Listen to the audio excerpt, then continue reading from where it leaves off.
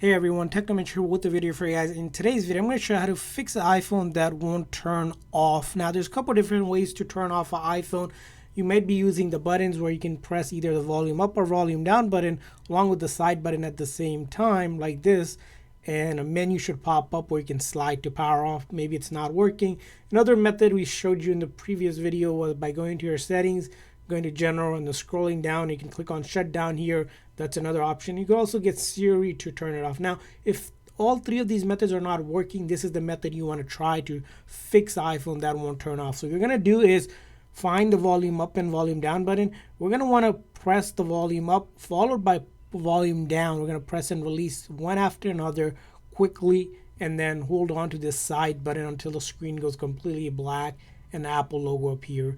So we're going to do volume up, volume down, and then I hold on to that side button, and I'm going to keep on holding it. As you can see here, not going to let go of that until I can get the screen to go completely black. I do not need to try to slide to power off because that will not be necessary.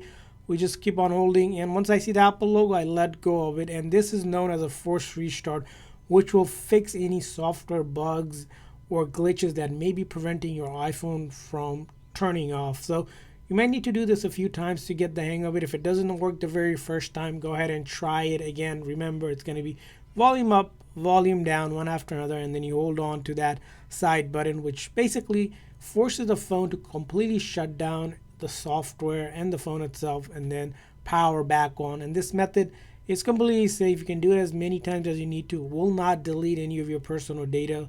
So as you can see here, once I see the Apple logo, I simply let go of that side button. Again, volume up, volume down, and then hold down to that side button, and you will not lose any of your data.